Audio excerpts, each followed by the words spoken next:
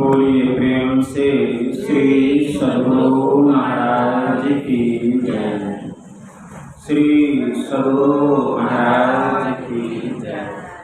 श्री सद्गुरु महाराज की जय।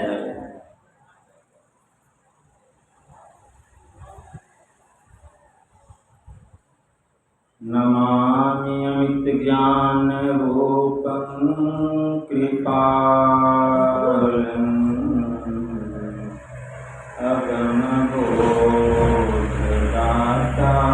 सुबुद्धिनिधि विशालम् क्षमाशीलयति धीर गम्भीर ज्ञानम्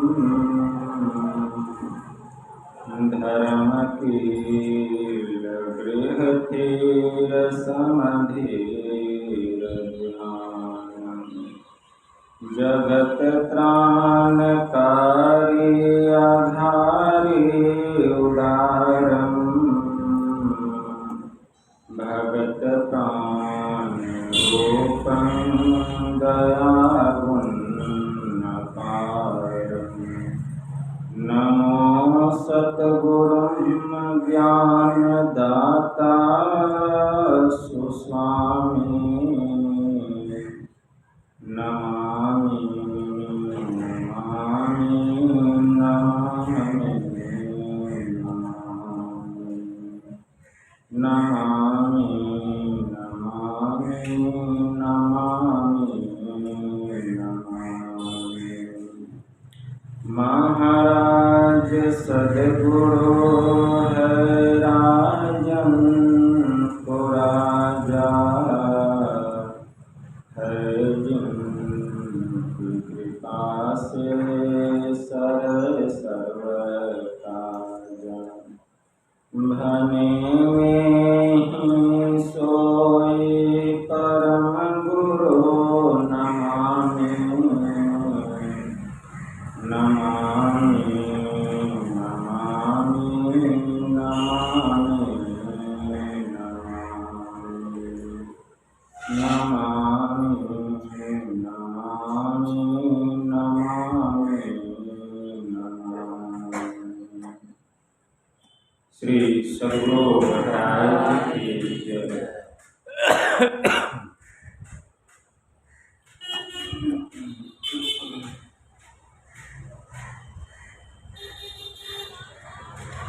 अव्यक्त रूप में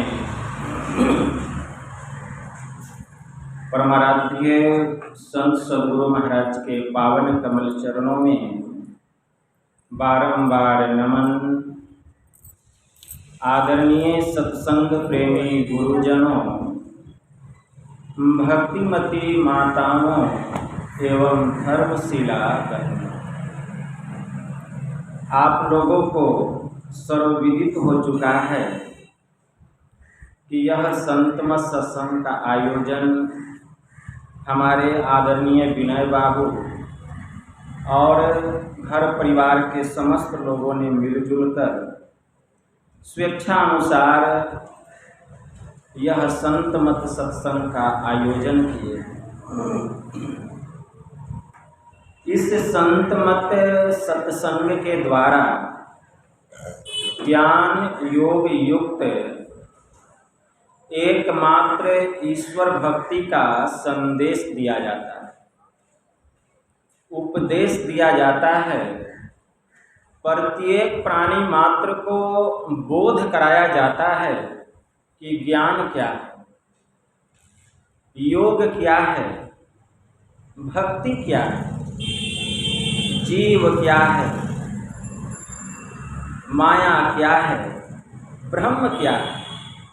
इन सभी रहस्यमयी बातों का ज्ञान सत्संग के माध्यम से यह जो जीव अबोध बना हुआ है, सत्संग श्रवण करते करते एक दिन वह सुबोध और परम ज्ञानी हो जाता है।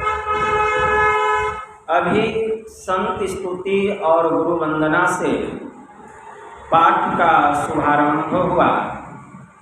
हम लोगों ने अति ही मनोयोग पूर्वक भक्ति युक्त ढंग से पाठ का श्रवण किया। तत्पश्चात श्री रामचरितमानस सार सटीक षष्ठ सोपान लंका कांड से भी हम लोगों ने पाठ का श्रवण किया। पाठ के क्रम में हम लोग सुन रहे थे कि भगवान श्री राम और रावण में युद्ध ठन चुका है। रावण रथ पर सवार है, उसके पांव में जूते हैं, उसके शरीर पर कवच है, लेकिन इसके विपरीत प्रभु श्री राम न तो रथ पर सवार हैं, न उनके पांव में जूते चप्पल हैं, और न ही शरीर पर किसी प्रकार का कवच है। यह देखकर विभीषण जी अधीर हो रहे हैं, घबरा रहे हैं और अधीर होकर के कह रहे हैं, प्रभु रावण रथ पर सवार है, इसके पांव में जूते हैं, प्रभु आप पैदल हैं, आपके पास किसी प्रकार का कोई रथ नहीं है, नहीं आपके शरीर पर कोई कवच है। इस बलवान और दुर्जय शत्रु पर आप विजय कैसे प्राप्त कीजिए।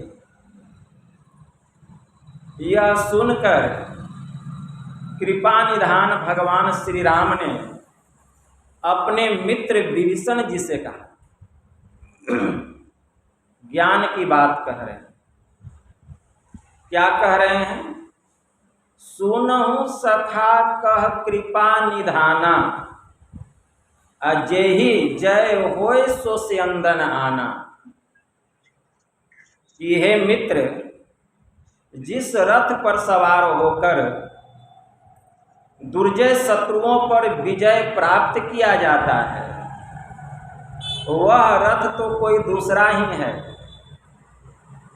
रावण जिस रथ पर सवार है, यह वह रथ नहीं है।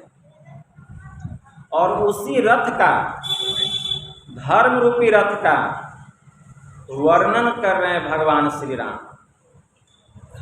सौरज धीरज तेहि रथ चाका, सत्यशील दृढ़ ध्वजा पताका। बल विवेक दम पर हित घोरे, क्षमा कृपा समता रजु जोरे। ईश भजन सारथी सुजाना, विरति चर्म संतोष कृपाना। ज्ञान परशु बुद्धि शक्ति प्रचंडा, बर विज्ञान कठिन को डंडा। अमल अचल मन त्रोण समाना, असम जम नियम श्रीमुख नाना। कवच अभेद विप्र गुरु पूजा, यही सम विजय उपाय न दूजा। सखा धर्म में असरथ जाके, जीतन कहना कतहु रिपुता के। महा अजय संसार रिपु, जीति सकैसो वीर।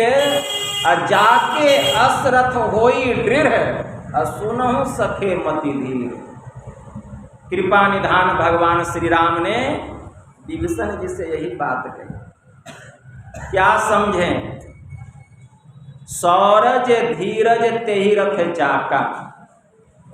जिस रथ पर सवार होकर शत्रुओं पर विजय प्राप्त किया जाता है, दुर्जय से दुर्जय शत्रुओं पर, वह रथ कोई दूसरा है। यह रथ नहीं है जिस पर रावण बैठा हुआ। उस रथ की विशेषता बता रहे हैं भगवान कि शूरता और धीरता, उस रथ के दो पहिए, शूरता और धीरता। मतलब वह शूरवीर होना चाहिए, वह साहसी होना चाहिए। 8 पहर सन्मुख लड़े, सोई बांधे बाना हो। जीत चला भव सागर को, सोई सुरा मर्दाना। वह सूरवीर होना चाहिए। कैसा वीर? संत कबीर साहब ने कहा, गगन मंडल के बीच में तहवा झलके नूर, निगुरा महल न पावई, अब पहुंचेगा कोई सूर। वाका पर्दा खोली के सन्मुख ले दीदार, बाल स्नेही साइयां आदि अंत का यार। नैनों की करी कोठरी, अब पुतली पलंग बिछाए, अब पलकों की चितडारी के पिया को लिया रिझाए। कबीर कमल प्रकाशिया उगा निर्मल सूर, रैन अंधेरी मिट गई बाजत अनहद तूर। कबीरा मन निर्मल भया जैसे गंगा नीर, अब पीछे पीछे हरि फिरे, कहे कबीर कबीर वह सूर है वह वीर। हमारे परमाराध्य ने कहा, आओ वीरो मर्द बनो, अब जेल तुम्हें तजना होगा, मन निग्रह के समर क्षेत्र में सन्मुख फिर डटना होगा। अगर तुम मर्द हो, सूर हो, वीर हो, तो इस शरीर रूपी जेल खाने से, इस संसार रूपी कैद खाने से अपने को आजाद होकर के दिखाओ। वही सूर है, वही वीर है। तो सूरता और धीरता उस रथ के दो पहिए हैं, मतलब वह बहादुर होना चाहिए। पहला पहिया सूरता का प्रतीक। हम युद्ध भूमि के मैदान में चले गए और हमारे पास बहुत आलीशान रथ है, लेकिन हम में हिम्मत नहीं है, हम में साहस नहीं है, हम बहादुर नहीं हैं, हम निडर नहीं हैं, तो किसी भी आप रथ पर सवार हो जाइए, वह किस काम का है? तो सबसे पहला रथ का चक्का जो है, पहिया जो है, वह सूरता का प्रतीक, वह वीरता का प्रतीक है, वह साहस का प्रतीक है, वह बहादुरी का प्रतीक। मतलब वह सूरवीर होना चाहिए, साहसी होना चाहिए, निर्भीक होना चाहिए। और दूसरा जो रथ का पहिया है धर्म रूपी रथ का, वह धैर्य का प्रतीक, मतलब वह धैर्यवान होना चाहिए, धीरज वाला होना चाहिए, सब्र वाला होना चाहिए। धीरज धरे तो कारज सरे, और जल्दी करे तो कारज बिगड़े। हमारे महर्षि संसेवी परमहंस जी महाराज एक कथा सुनाया करते कि दो मित्र थे। एक मित्र धनवान था और दूसरा मित्र निर्धन था।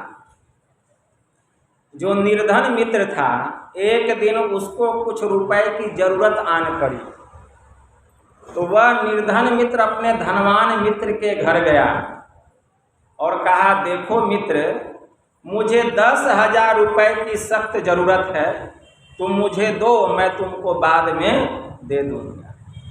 उस धनवान मित्र ने कहा, रुपए तो मैं तुमको दे दूंगा, लेकिन इसके बदले में कोई कीमती वस्तु तुमको मेरे पास रखना पड़ेगा।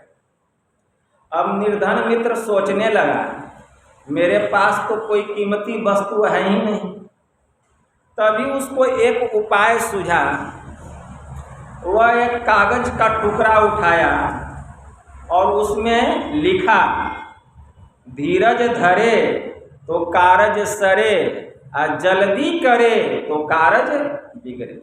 यही लिख करके अपने धनवान मित्र को दे दिया कि लो मित्र, यही है कीमती वस्तु। वह धनवान मित्र ले करके उस कागज के टुकड़े को अपने तिजोरी, मतलब जो बक्सा होता था पैसा रखने वाला, उसी के ऊपर में साट दिया और उसी तिजोरी से 10,000 रुपये निकाल कर वह अपने निर्धन मित्र को दे दिया। वह चला गया। धीरे धीरे जो धनवान मित्र था, इसको भी पैसे की जरूरत आन पड़ी, तो वह क्या किया, वह अपनी पत्नी को बताया भी नहीं और परदेश चला गया कमाने के लिए। और उस समय उसकी पत्नी गर्भवती थी, लेकिन इस बात की जानकारी उसको नहीं थी। वह चला गया और इसी बीच उनकी पत्नी ने एक बच्चे को जन्म दिया, एक संतान को जन्म दिया। फिर भी वह अभी तक परदेश से आया नहीं, उसका कोई खत नहीं आया, कुछ भी नहीं आया। होते होते 22 वर्ष गुजर गए और 22 वर्ष के बाद अमावस की अंधेरी रात थी। वह परदेश से वापस अपने घर लौटा। शरद ऋतु का महीना था, बहुत ठंड गिर रही थी। वह आ करके मध्य रात्रि में दरवाजा खटखटाता है अपने घर का। उसकी पत्नी सोचती है कि दरवाजे पर कौन है, इतनी रात्रि को कौन हो सकता है। वह दरवाज़ा नहीं खोलती है क्योंकि कोई आवाज़ नहीं आ रहा है और मध्य रात्रि है, आधी रात है। उसके बाद देखा कि दरवाज़ा नहीं खुला, तब वह आवाज़ लगाया तो उसकी जो स्त्री थी अपने पति के आवाज़ को पहचान गई और झट से जा कर के वह दरवाज़ा खोल दी और कहती है कि आप इतने दिनों के बाद, सोचती है कि बाद में कुशल समाचार पूछूंगी, पहले घर में बुलाती है, कुर्सी पर बैठाती है, कहती है स्वामी आप बैठिए, मैं आपके लिए रसोई से भोजन बना करके लाती हूँ। और वह रसोई में चली गई भोजन बनाने के लिए। और तभी इसकी नज़र पलंग पर पड़े उस नौजवान लड़के पर पड़ गई। अब वह सोचने लगा यह नौजवान लड़का कौन है जो मेरे पलंग पर सोया हुआ है। हो न हो जरूर मेरी स्त्री का इसके साथ कुसंग है। तब यह दरवाज़ा खोलने में इतना देर लगाई। वह आग बबूला हो गया। अब दीवार पर तलवार टंगी हुई थी, वह तलवार निकाल लिया। अब सोचा कि झट से धड़ से इसका गर्दन अलग कर देंगे। वह तलवार चलाना ही चाह रहा था कि तिजोरी के ऊपर उसकी नज़र पड़ गई कि धीरज धरे तो कारज सरे और जल्दी करे तो कारज बिगड़े। वही उसका निर्धन मित्र जो कागज का टुकड़ा दिया, तो उसके मन में हुआ कि कुछ धैर्य रखना चाहिए। वह तलवार दीवार पर टांग दिया। इतने में उसकी जो पत्नी थी वह भोजन बना करके लाई और कही स्वामी भोजन कीजिए। वह भोजन क्या करेगा, वह तुरंत पूछता है पहले यह बतलाओ यह नौजवान लड़का मेरे कमरे में क्या कर रहा है।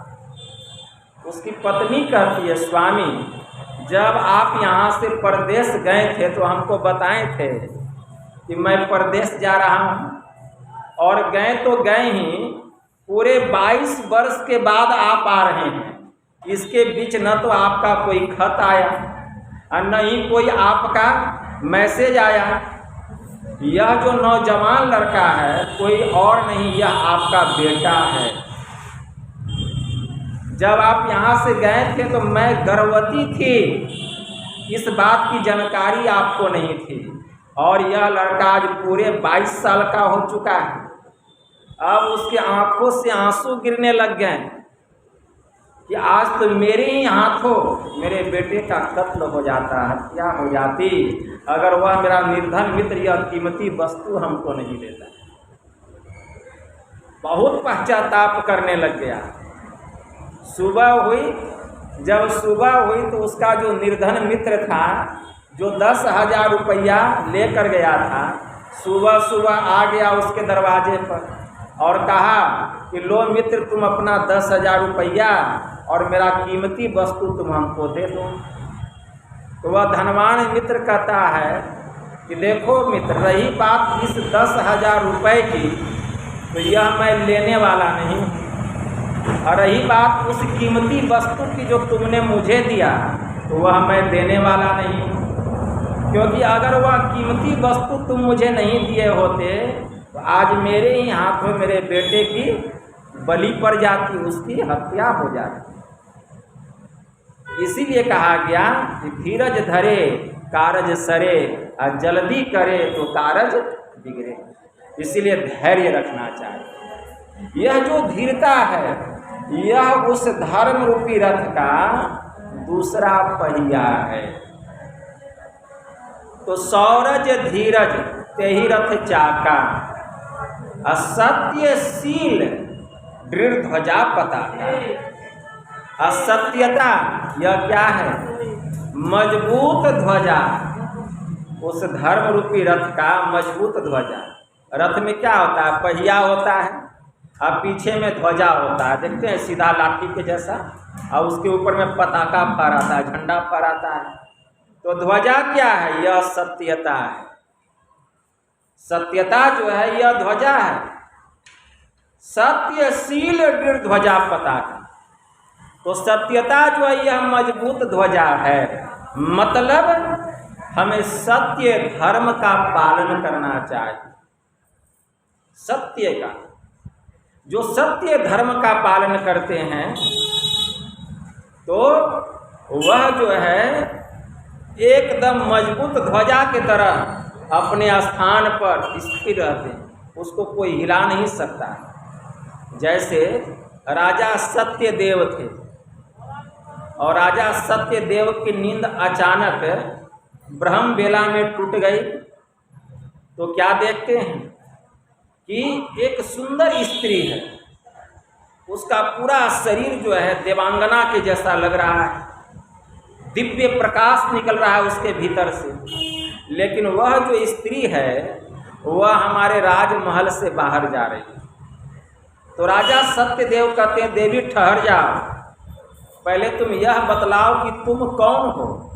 तो वह देवी क्या कहती है? राजन, मैं लक्ष्मी हूँ, अब मैं तुम्हारे घर में नहीं रह सकती। तो राजा सत्यदेव कहते हैं, ठीक है आप जा सकती हैं। तो लक्ष्मी चली गई उनके राजमहल से। कुछ देर के बाद क्या देखते हैं राजा सत्यदेव कि एक दिव्य पुरुष भी बाहर जा रहा था। दिव्य पुरुष भी बाहर जा रहा है। तो वह उससे बोलते हैं कि राजन ठहर जाओ, तुम कौन हो? तुम मेरे राज्य से क्यों बाहर जा रहे हो? तुम मेरे राजमहल से बाहर क्यों जा रहे हो? तो वह दिव्य पुरुष कहता, राजन मैं दान हूँ, अब मैं भी तुम्हारे राजमहल में नहीं रह सकता। जब लक्ष्मी ही नहीं रही तो दान कहाँ से होगा? तो मैं रह करके क्या करूँगा? तो राजा सत्यदेव कहते, ठीक है आप भी जा सकते हैं। दान भी चला गया। कुछ देर के बाद राजा सत्यदेव देखते हैं कि एक दिव्य पुरुष और निकल रहे हैं राजमहल से।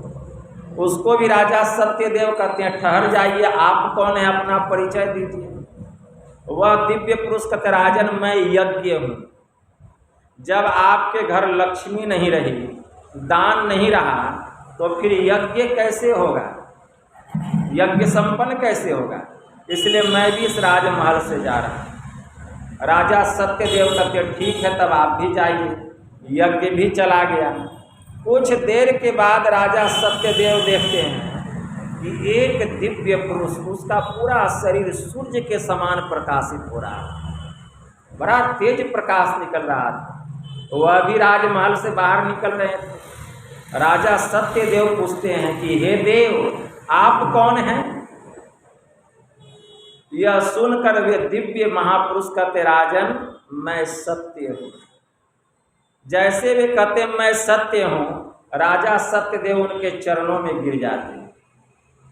कहते हैं कि हे सत्य देवता, मैंने आपके कारण लक्ष्मी का त्याग कर दिया, दान का त्याग कर दिया, यहाँ तक कि यज्ञ का भी त्याग कर दिया केवल आपके वजह से।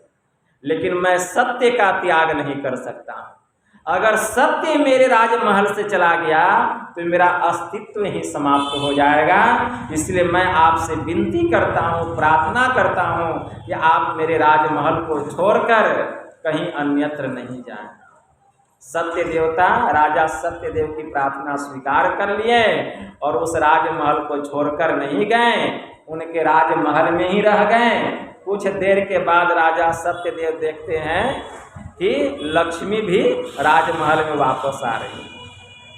तो राजा सत्यदेव कहते हैं देवी तुम तो चली गई थी, फिर क्यों आ गई? तो लक्ष्मी कहती राजन जहाँ सत्य रहता है वहीं लक्ष्मी रहती है। कुछ देर के बाद दान भी आते हैं। राजा सत्यदेव कहते हैं तू भी चला गया था, फिर आ गया। दान कहता है राजन जहाँ सत्य रहता है वहाँ लक्ष्मी रहती है, और जहाँ लक्ष्मी रहती है वहीं दान होता है। कुछ देर के बाद यज्ञ भी आते हैं। राजा सत्यदेव कहते तू भी चला आया। यज्ञ कहता राजन जहाँ सत्य रहता है वहाँ लक्ष्मी रहती है, और वहीं पर दान सफल होता है। जहाँ दान सफल होता है वहीं यज्ञ पर विजय प्राप्त होता है, इसलिए मैं भी यहाँ चला आया। तो कहने का भाव क्या है? सत्यशील दृढ़ ध्वजा पताका, मतलब हमें सत्य व्रत का पालन करना चाहिए, क्योंकि सत्य से बढ़ करके कोई दूसरी तपस्या नहीं है। संत कबीर साहब ने कहा सांच बराबर तप नहीं, और झूठ बराबर पाप, और जाके हृदय सांच है ताके हृदय। सत्य से बड़ा कोई तपस्या नहीं, और झूठ से बड़ा कोई पाप नहीं। जिसका हृदय पवित्र होता है, पाप साफ होता है, उसी के हृदय में परमात्मा का वास होता है। इसलिए सत्य शील दृढ़ ध्वजा पताका, सत्यता जो है यह मजबूत ध्वजा, और शीलता यही पताका। शीलता क्या है? उस ध्वजा के ऊपर में जो पताका लहरा रहा है वही शीलता। मतलब हमें शीलवंत बनना पड़ेगा। शीलवान पुरुष कौन होता है? जो अपने को सत्य व्यवहार में रखता है, जो अपने को सदाचार में रखता है, वही शीलवान है। जो अपने को खूब सत्य व्यवहार में रखेगा, झूठ चोरी नशा हिंसा और व्यभिचार, जो पंच महापाप से अपने को खूब बचा करके रखेगा, उसी के अंदर में शीलता है। शीलता सबके पास नहीं आती। संत कबीर साहब ने कहा शीलवंत सबसे बड़ा, सब रत्नन की खान, तीन लोक की संपदा, रहे शील में आन, ज्ञानी ध्यानी संयमी, दाता सुर अनेक, जपिया तपिया बहुत है, शीलवंत कोई एक। शीलवंत तो कोई एक होते हैं। और यह शीलवंत मतलब यह शीलता कैसे प्राप्त होती है? जबकि हम अपने को सत्य व्यवहार में रखते हैं। और सत्य व्यवहार में अपने को रखने के लिए हमें खूब सत्संग करना पड़ेगा।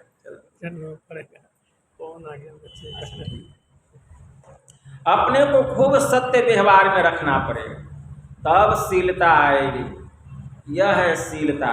यही शीलता जो है उस ध्वजा के ऊपर में जो पताका लहरा रहा है, सादगी का प्रतीक है, शीलता का प्रतीक। तो सौरज धीरज तेरथ चाका, असत्यशील दृढ़ ध्वजा पताका, बल विवेक दम पर हित घोरे, क्षमा कृपा समता रजु जोड़े। सार आसार का ज्ञान बल, क्या करना चाहिए क्या नहीं करना चाहिए,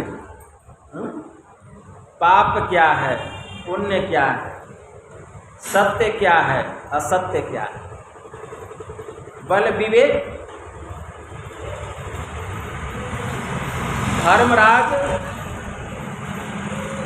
भगवान महायोगेश्वर श्री कृष्ण ने दुर्योधन से कहा था, दुर्योधन सत्य को समझो, असत्य को समझो, पाप को समझो, पुण्य को समझो, धर्म को समझो, अधर्म को समझो, कि धर्म क्या है अधर्म क्या है। तो दुर्योधन ने क्या कहा, केशव आप मुझे उपदेश नहीं कीजिए, मैं धर्म को जानता हूँ। जनामि धर्मम न च में प्रवृत्ति, जनामि अधर्मम न च में निवृत्ति, के नापि देवान हृदय स्थितेन यथा नियुक्तो अस्मि तथा करोमि। मैं धर्म को जानता हूँ लेकिन धर्म में मेरी रुचि नहीं है। जनामि अधर्मम न च में प्रवृत्ति है। मैं अधर्म को भी जानता हूँ लेकिन उधर से मेरी निवृत्ति नहीं। जानते हो केशव क्यों? क्योंकि के नापि देवान हृदय स्थित है यथा नित्यो अस्मि तथा करोमि। क्योंकि कोई ऐसा देवता है जो मेरे हृदय में बैठा हुआ है और जैसा जैसा वह कहता है वही वही मैं करता हूँ।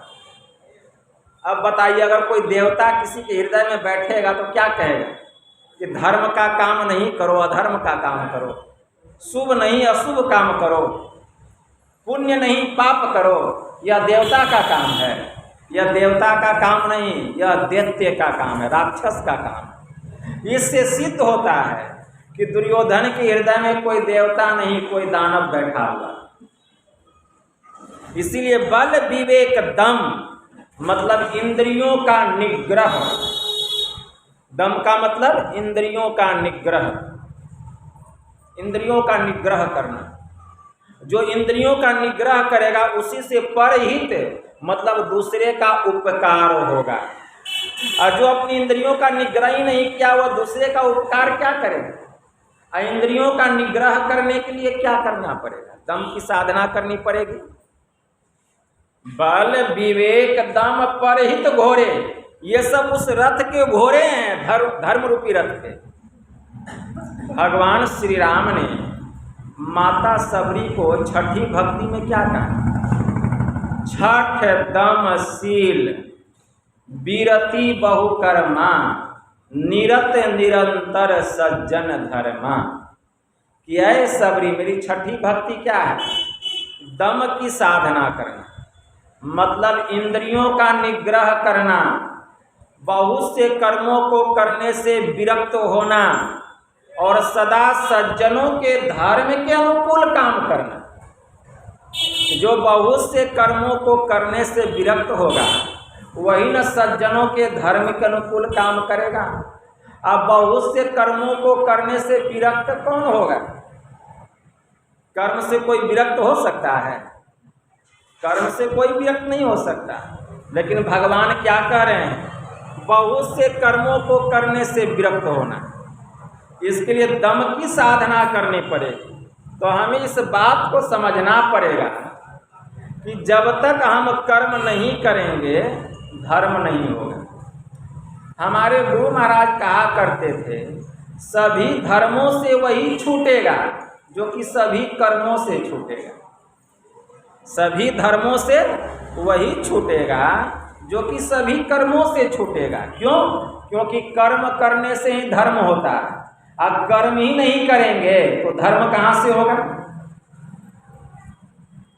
इसके लिए क्या करना पड़ेगा? तो हमें जानना पड़ेगा कि हम कर्म कैसे करते हैं, पहले यह जानना पड़ेगा। तो आप कर्म कैसे करते हैं? तो हर कोई कहेंगे हम कर्म शरीर और इंद्रियों के माध्यम से करते हैं। कर्म जो करते हैं शरीर और इंद्रियों के माध्यम से करते हैं। शरीर और इंद्रियों के माध्यम से हम कर्म कब करते हैं? तो शरीर और इंद्रियों के माध्यम से हम कर्म तब करते हैं जबकि शरीर और इंद्रियों की घाटों में चेतन की धार बिखरी हुई रहती है, फैली हुई रहती है, पसरी हुई रहती है। अभी हमारे शरीर और इंद्रियों की घाटों में चेतन की धार पसरी हुई है। तो हम आँख से देख रहे हैं, कान से सुन रहे हैं, मुंह से भोजन कर रहे हैं, नासिका से सुगंध दुर्गंध ले रहे हैं, हाथ से काम कर रहे हैं, पैर से चल रहे हैं। क्यों? शरीर और इंद्रियों की घाटों में चेतन की धाराएं पसरी हुई है। अगर हम चाहते हैं कि शरीर और इंद्रियों से कोई कर्म नहीं हो, तो शरीर और इंद्रियों की घाटों में जो पसरी हुई चेतन की धाराएं है, इसको समेट करके केंद्र पर केंद्रित कीजिए। तो समझना पड़ेगा कि इसका केंद्र कहाँ है।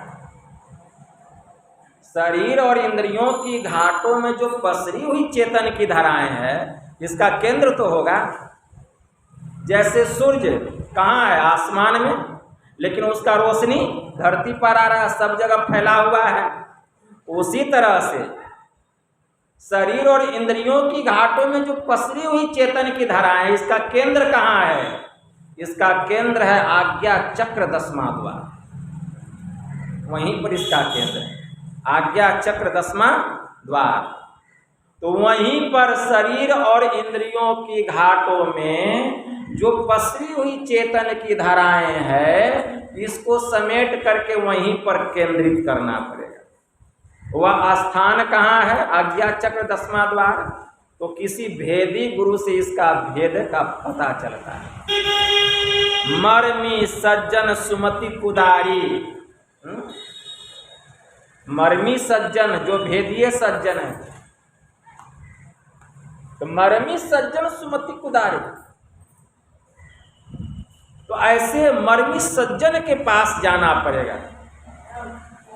मर्मी सज्जन के पास ज्ञान विराग नयन उर्गारी, ऐसे मर्मी सज्जन के पास जाएंगे, संत सदगुरु के पास जाएंगे, इसका भेद बतलाएंगे, इसका रहस्य बतलाएंगे कि कहाँ वह स्थान है, यही ब्रह्म विद्या है।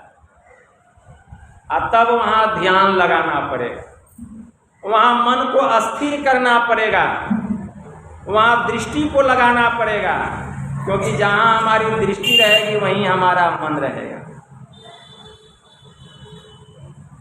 जहाँ दृष्टि रहेगी वहीं पर हमारा मन रहेगा, वहाँ मन को लगाना पड़ेगा।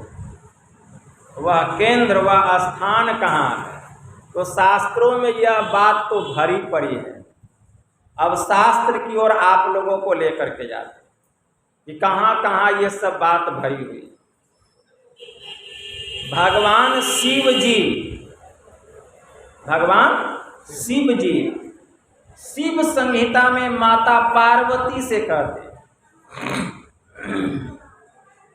क्या कह रहे हैं? शिरः कपाले रुद्राक्षरम वीवरम चिंतयेद यदा तदा ज्योतिः प्रकाशः स्याद विधुत पुंज संप्रभः एतत् चिंतन मात्रेण पापानं संशयो भवेत दुराचारो अपि पुरुषो लभते परमं पदम। भगवान शिव जी ने कहा, क्या समझें? शिरः कपाले, शिरः कपाले मतलब सिर में कपाल है। शिरः कपाले मतलब सिर में कपाल है। सिर में कपाल कहाँ है? जहाँ एक भी बाल नहीं है। ये सिर है और ये कपाल है, 4 अंगुल का जो हमारा मस्तक है, यहाँ एक भी बाल है, यही है कपाल। इसी को ललाट भी कहा गया। तो शिरः कपाले मतलब सिर में कपाल है। रुद्राक्षरम, इस कपाल के भीतर में रुद्राक्ष। इस कपाल के भीतर में क्या है? देखे हैं कभी? लेकिन है कौन कह रहे हैं? देवों के देव महादेव कह रहे हैं। मैं शास्त्र की ओर इशारा कर रहा हूं। शिव संहिता में मंत्र आया, शिरः कपाले मतलब सिर में कपाल है, रुद्राक्षरम और कपाल के भीतर में रुद्राक्ष है। बहुत लोग जाते हैं कहाँ? हिमालय, गोदावरी, कावेरी, हिमाचल, अब बहुत रुद्राक्ष की माला लेकर के आते हैं और कहते हैं बाबा ये असली वाला रुद्राक्ष है। अब भगवान शिव जी ने कहा दुनिया का सब रुद्राक्ष नकली, दुनिया का सब रुद्राक्ष नकली है, असली रुद्राक्ष इस कपाल के भीतर में। तो मतलब वह रुद्राक्ष सबके भीतर में, असली वाला जो रुद्राक्ष है सबको भीतर है, कहीं खोजने के लिए बाहर जाने की जरूरत नहीं है। और इतना ही नहीं, वीवरम, उस रुद्राक्ष में एक महीन वीवर है, मतलब छिद्र है, महीन छिद्र है। चिंतयेद यदा, जो वहाँ उस वीवर में, उस छिद्र में हमेशा अपने चित्त को लगा के रखता है, हमेशा अपने चित्त को मतलब ध्यान लगा करके रखता है, वहीं ध्यान लगा करके रखता है। परिणाम क्या होता है? परिणाम क्या होता है? तदा ज्योतिः प्रकाशः स्याद् विद्युत पुंज संप्रभ। वहां ध्यान लगाने से बिजलियों के पुंज के समान ब्रह्म ज्योति का प्रचंड प्रकाश होता है। वहां ध्यान लगाने से बिजलियों के पुंज के समान ब्रह्म ज्योति का प्रचंड प्रकाश होता है। तदा ज्योतिः प्रकाश स्याद् विद्युत पुंज संप्रभ। और जब वह ब्रह्म ज्योति का प्रकाश होता है तब क्या होता है? एतत् चिंतन मात्रेण पापानं संशयो भवेत। जन्म जन्मांतर का किया हुआ जितना पाप है, चाहे पर्वत के समान पाप क्यों न हो, पहाड़ के समान पाप का ढेर क्यों न हो, जैसे ही वहां कोई ध्यान लगाता है ब्रह्म ज्योति का प्रकाश होता है और उस प्रकाश में सब पाप जल के राख हो जाता है। बोलिए प्रेम से, सब पाप जल के राख हो जाता है। एतत् चिंतन मात्रेण पापानं संशयो भवेत। दुराचारो अपि पुरुषो लभते परमं पदम। भगवान शिव जी माता पार्वती से कह रहे कि हे देवी, कितना ही दुराचारी, कितना ही पापी या पापिनी कोई नर नारी हो, कोई स्त्री पुरुष हो, वह अपने पापों से मुक्त हो करके, वह अपने पापों से मुक्त हो करके एतत् चिंतन मात्रेण पापानं संशयो भवेत दुराचारो अपि पुरुषो लभते परमं पदम। वह अपने पापों से मुक्त होकर मेरे परम पद को प्राप्त कर लेता।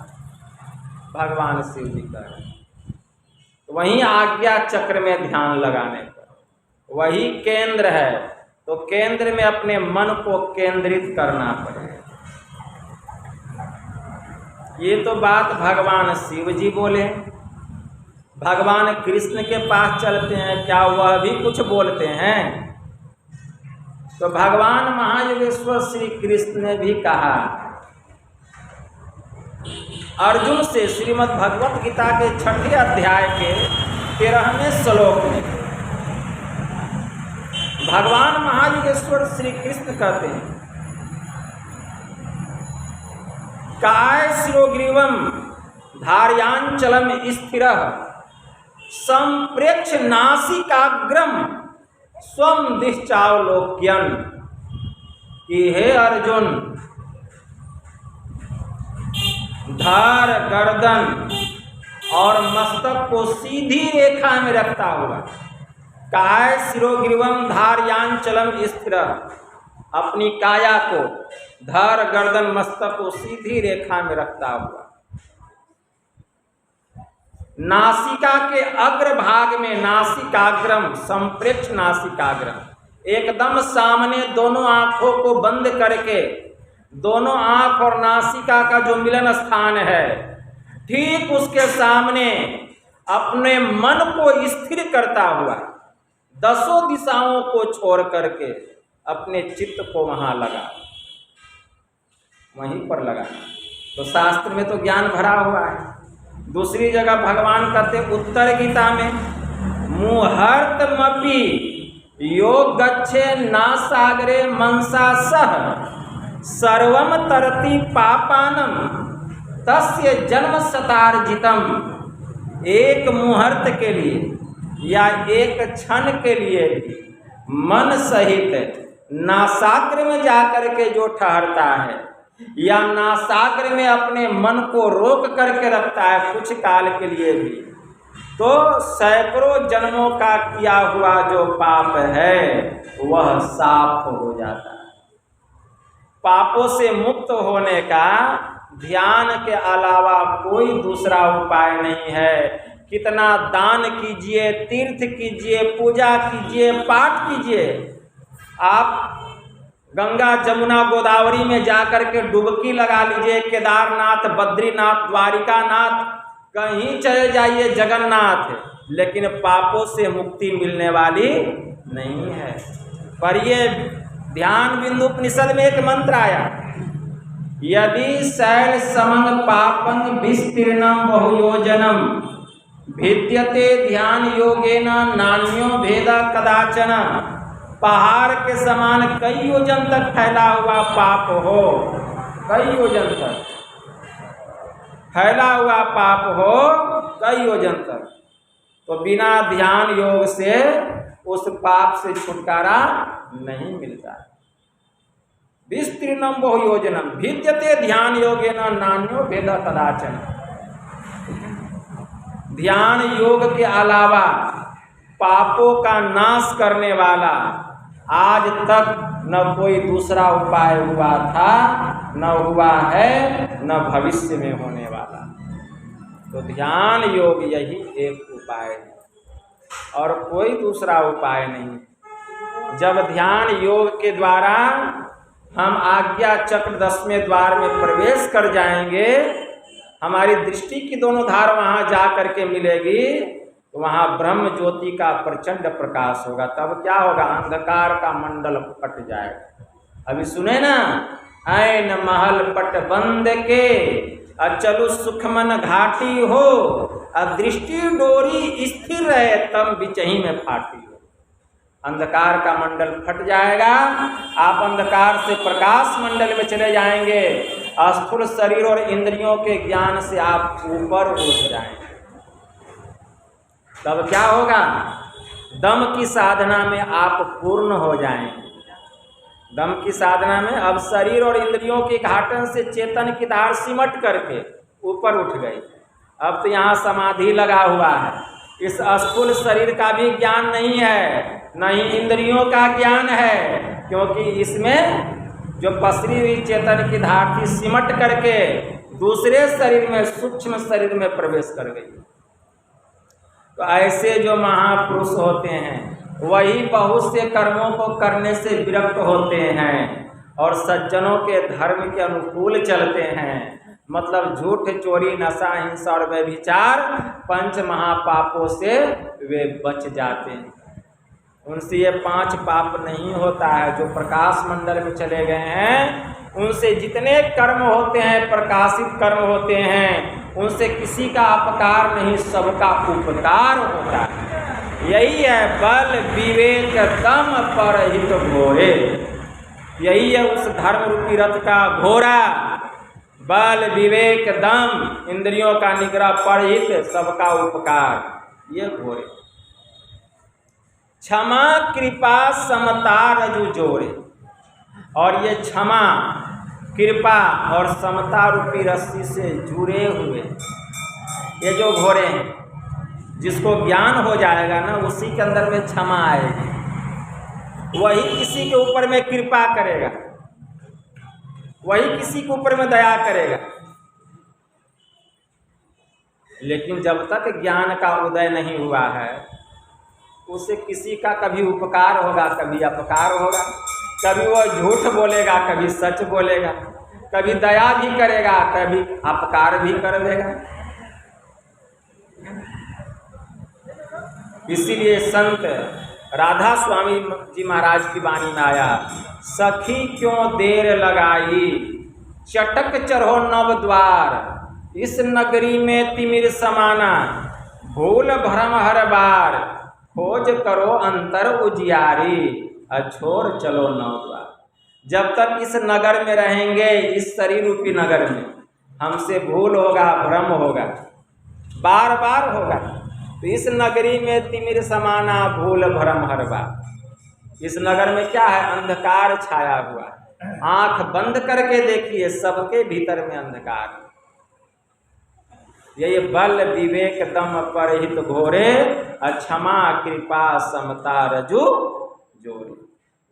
ईश भजन सारथी सुजाना, विरति चर्म संतोष कृपाना।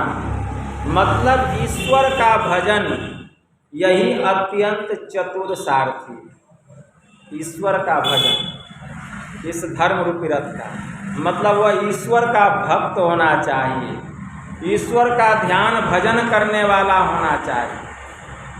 ठीक है ना, ईश्वर भजन। देखिए भगवान कृष्ण क्या थे? चतुर सारथी थे। किसके? अर्जुन के। क्यों? अर्जुन जो था ईश्वर का भक्त था।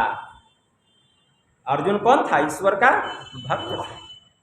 तो ईश भजन सारथी सुजान, ईश्वर का भजन यही अत्यंत चतुर सारथी। अगर हम ईश्वर का भजन करेंगे तो रथ का चतुर सारथी भी हमको प्राप्त हो जाएगा, उस धर्म रूपी रथ का। विरति चर्म संतोष कृपाना। विरति मतलब वैराग्य। ये चर्म क्या है? ढाल है, वैराग्य जो आपकी रक्षा करेगा। ढाल देखते हैं, ढाल रहता है ना रक्षा के लिए, गोल ऐसा जो रहता है ढाल, वो ढाल है। यही है वैराग्य। ईश्वर का जब भजन करेंगे आप तो आपके अंदर में वैराग्य होगा जो ढाल बन करके आपकी रक्षा करेगा। मतलब झूठ, चोरी, नशा, हिंसा, व्यभिचार से आपको बचा करके रखेगा। लेकिन कब? जब आप ईश्वर का भजन करेंगे तब, जब आप सत्संग करेंगे तब। हम ईश्वर का भजन नहीं करेंगे, ध्यान नहीं करेंगे, सत्संग नहीं करेंगे तो हमारे अंदर वैराग्य कहाँ से आएगा? यह ढाल कहाँ से प्राप्त होगा? तो ईश भजन सारथी सुजाना। ईश्वर का भजन अत्यंत चतुर सारथी है और वैराग्य जो है यह ढाल है। और संतोष कृपाना, संतोष तलवार, तीक्ष्ण तलवार। मतलब ईश्वर की भक्ति करते करते जब समत्व की प्राप्ति हो जाएगी, जब समता की प्राप्ति हो जाएगी, जब भक्ति क्या परम प्रकाष्ठा को प्राप्त कर लेंगे, जब आपको ज्ञान की प्राप्ति हो जाएगी, तब संतोष आएगा। ऐसा संतोष आएगा कि यह ऐसा तीक्ष्ण तलवार की तरह रहेगा जो आपके अंदर में काम, क्रोध, लोभ, मोह, मद, मात्सर्य इन षड विकारों को वह पनपने नहीं देगा। यही है वह तलवार, संतोष रूपी तलवार। यही तीक्ष्ण तलवार है। जिसको संतोष हो जाएगा उसको जो भी मिल जाए, नहीं मिले उससे कोई मतलब नहीं। रूखा सूखा खाई के, ठंडा पानी पी, देखी बिरानी चूपरी, मत ललचावे जी। कबीरा साईं मुझको सूखी रोटी दे, चुपरी मांगत मैं डरूं, कहीं रूखी छीन न ले। संत कबीर साहब ने कहा, इतना संतोष आ जाएगा। यही है तलवार, संतोष। तो संतोष तलवार है। ठीक है ना। संत कबीर साहब बड़े संतोषी थे। संत कबीर साहब कितने संतोषी थे, दिन भर में एक के चादर बेचते थे। एक दिन उन्होंने एक चादर बनाई और चादर का मूल्य रखा 5 रुपया। कितना मूल्य रखा? और चले हटिया चादर बेचने। सुबह से शाम हो गई, बाबा की चादर नहीं बिकी।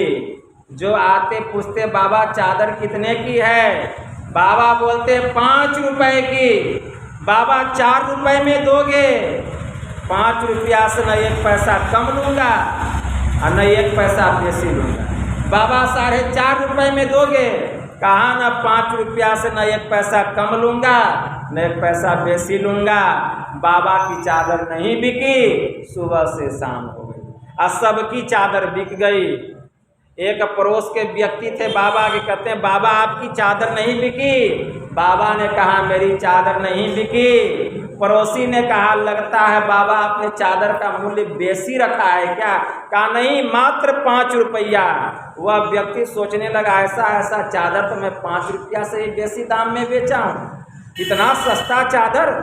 वे कहते बाबा ऐसा कीजिए, यह चादर हमको दे दीजिए, हम इस चादर को बेच देते हैं, अब 5 रुपया आपको दे देंगे, जो बेसी बचेगा हम रख लेंगे।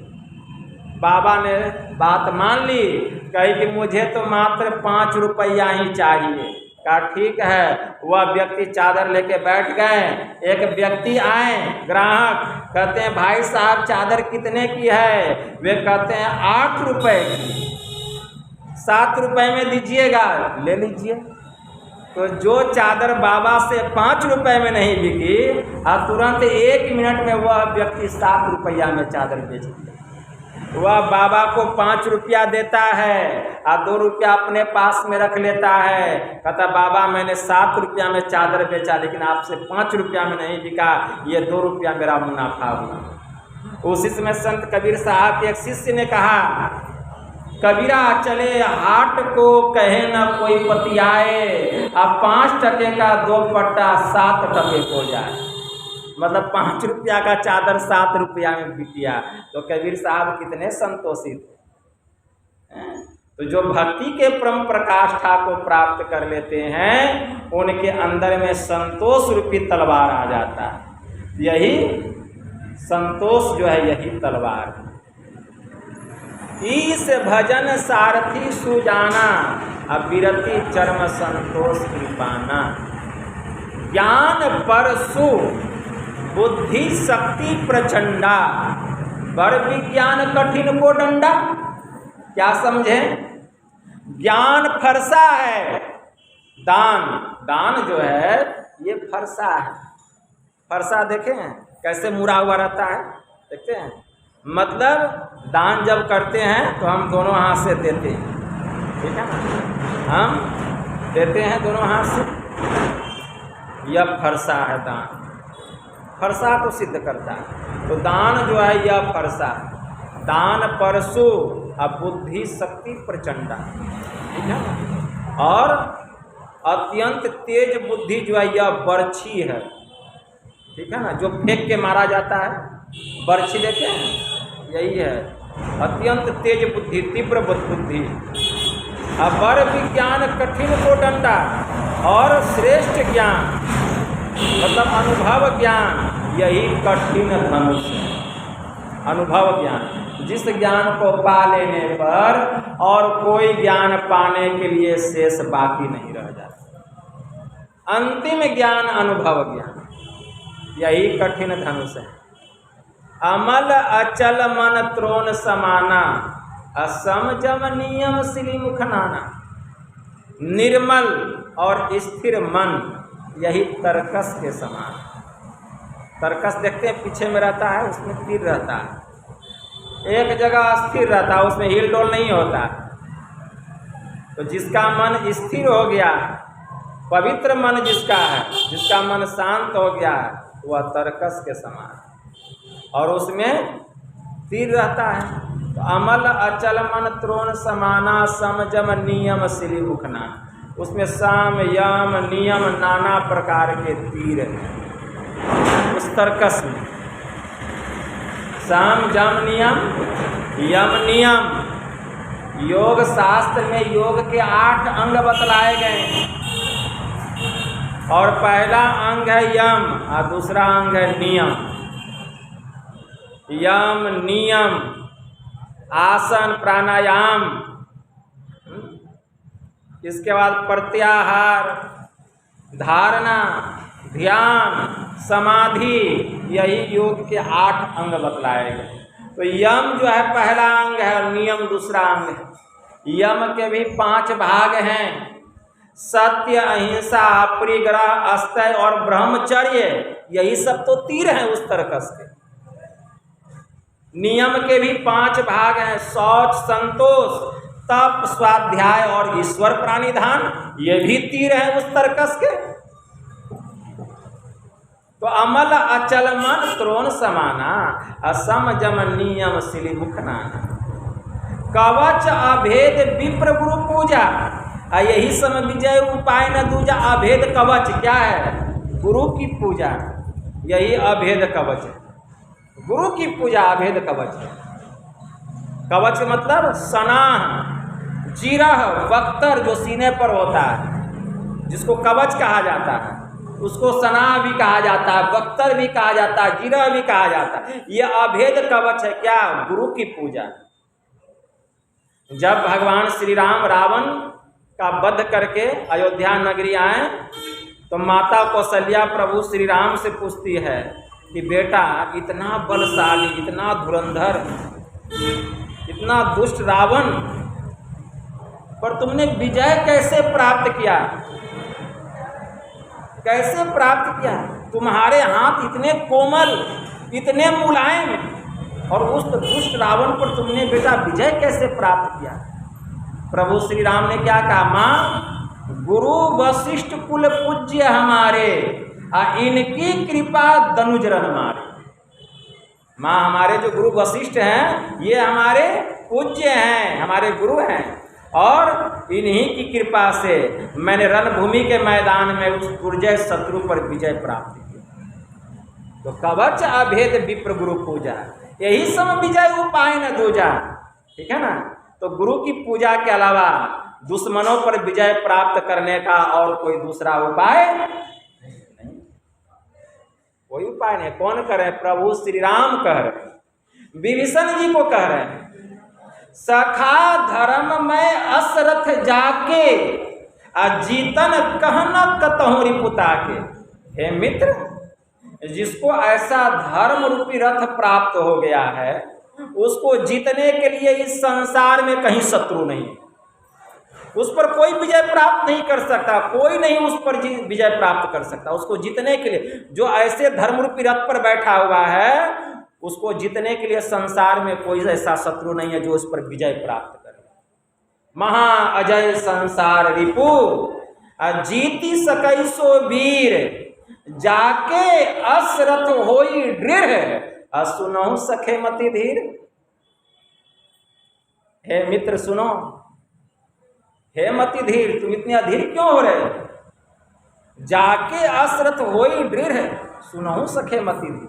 हे मित्र, जिसको इस प्रकार का रथ मिल गया है, जो ऐसे रथ पर सवार हो चुका है, अगर पूरा संसार भी उसका दुश्मन बन जाए तो संसार रूपी शत्रु पर इस रथ पर बैठे बैठे वह विजय प्राप्त कर सकता है। पूरा संसार भी उसका दुश्मन बन जाए तो जो इस धर्म रूपी रथ पर सवार हो जाएगा, पूरा संसार भी अगर उसका दुश्मन बन गया तो उस पर वह अकेले विजय प्राप्त कर लेगा।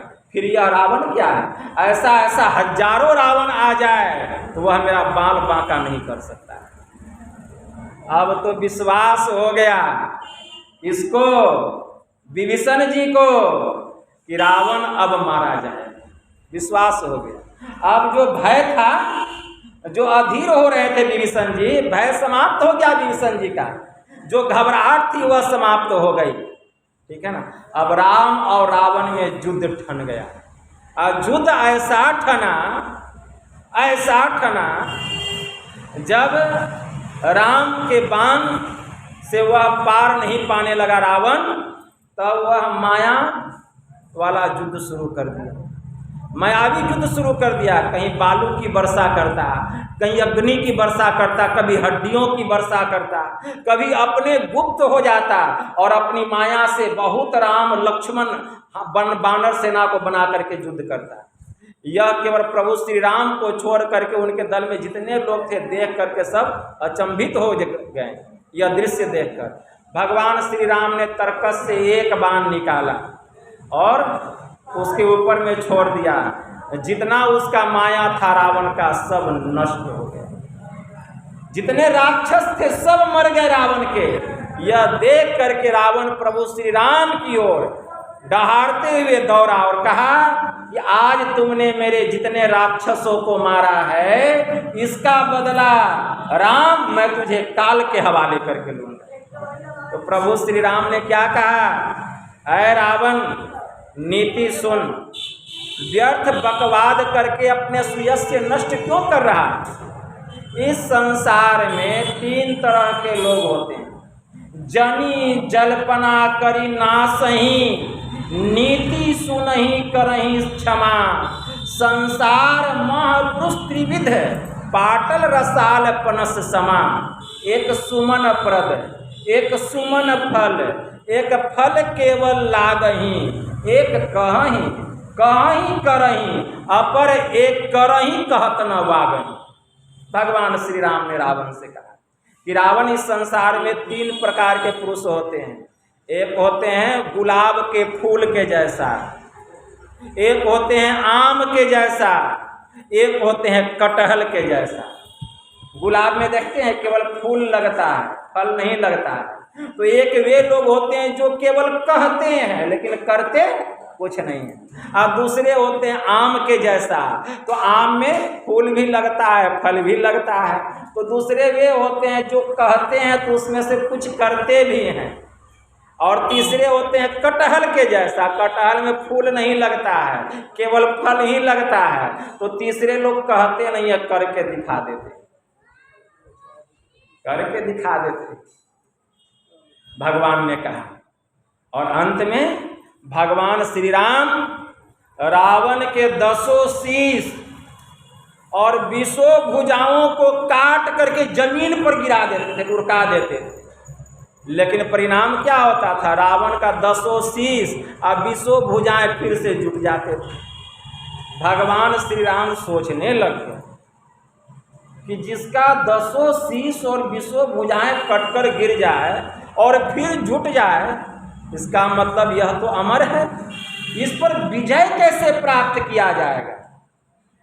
तब विभीषण जी कहते हैं, कहा गया ना, घर का भेदी लंका ढाए, घर घर का भेदी लंका ढाए।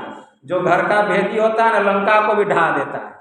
तो घर का भेदी यहाँ कौन है? विभीषण जी है। विभीषण जी कहते हैं, प्रभु रावण ऐसे मरने वाला नहीं है, रावण ऐसे मरने वाला नहीं है, यह भगवती के गोद में बैठा हुआ है। रावण किसके गोद में बैठा हुआ? भगवती के गोद में। आज जब तक भगवती के गोद में ये बैठा रहेगा, ये मरेगा नहीं। तो पहले इसको भगवती को प्रसन्न करके रावण को भगवती के गोद से उतारना पड़ेगा। तो भगवती को प्रसन्न कैसे किया जाए? तो भगवती को प्रसन्न करने के लिए 1000 कमल के पुष्प, श्वेत कमल के पुष्प से पूजा करनी पड़ेगी, तब भगवती प्रसन्न होगी। 1000 सफेद कमल का पुष्प कहाँ मिलेगा? तो मान सरोवर में। मान सरोवर कौन जाएगा? यहीं पर है मान सरोवर। हनुमान जी तैयार हो गए, प्रभु आप आज्ञा दीजिए। क्या हनुमान, मेरा आशीर्वाद तुम्हारे साथ। पूरे वहाँ से मान सरोवर चले गए और वहाँ से 1000 कमल का पुष्प लेकर के आते हैं, और भगवान श्री राम विधि विधान के अनुसार भगवती की पूजा करते हैं। लेकिन भगवती जो थी, प्रभु श्री राम के प्रेम की प्रतीति के लिए एक कमल का पुष्प चुरा लेती है। भगवती प्रसन्न नहीं हुई तो सब लोग सोचने लगे भगवती क्यों नहीं प्रसन्न हुई। तो कहा कमल के फूलों की संख्या गिनी जाए, तो गिना गया तो 999 हुआ।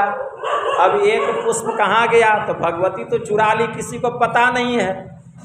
तो हनुमान जी को कहते हैं भगवान कि हनुमान एक कमल का पुष्प और लेके आओ मान सरोवर से।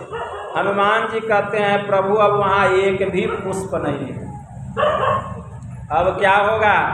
तो भगवान श्री राम कहते हैं माँ मुझे लोग कमल नयन भी कहते हैं, मुझे लोग कमल नयन भी कहते कि मेरी आँख कमल के जैसा है। तो इसीलिए एक फूल के जगह मैं अपना एक आँख चढ़ा देता हूँ तेरे चरणों में। जैसे भगवान आँख निकालने लगे, माता भगवती प्रकट हो गई। बोलिए प्रेम से जयकारा भी लगाते जाइए, मन को बल मिलता है। माता भगवती प्रसन्न हो गई और माँ कहती है कि प्रभु मैं आपके प्रेम की प्रतीति के लिए एक पुष्प मैंने ही चुराया, मैं आपकी भक्ति से प्रसन्न हो गई हूँ प्रभु, और मैंने रावण को अपनी गोद से उतार दिया। रावण को अपने गोद से भगवती उतार दी। फिर युद्ध शुरू हो गया, फिर भी रावण नहीं मर रहा है। तब क्या कहते हैं विभीषण जी कि प्रभु रावण के नाभि में अमृत कलश है, उसके नाभि में तीर मारिए तब वह मरेगा। बस भगवान श्री राम धनुष पर बाण चढ़ाए, कान तक खींचे, नाभि में लक्ष्य पर निशाना लगा के मारे, उसके कलश को चीरता हुआ बाण आर पार हो गया और रावण वहीं ढेर हो गया। मतलब अधर्म पर धर्म की विजय हो गई, ठीक है ना? अधर्म पर धर्म की विजय, यही है धर्म रूपी रथ। तो जब तक हम धर्म रूपी रथ पर सवार नहीं होंगे, ठीक है ना, तब तक दुश्मनों पर विजय प्राप्त नहीं कर सके। यही भगवान श्री राम ने धर्म रूपी रथ की चर्चा विभीषण जी के सामने किए और कहने के लिए बहुत बात है, लेकिन यही थोड़ा सा आप लोगों की सेवा में मैंने कहा। बस इतना ही कहकर मैं अपनी वाणी को यहीं विराम देता हूँ। गुरु महाराज के श्री चरणों में प्रेम पुष्प समर्पित करते हुए बोलिए प्रेम से श्री गुरु महाराज की जय।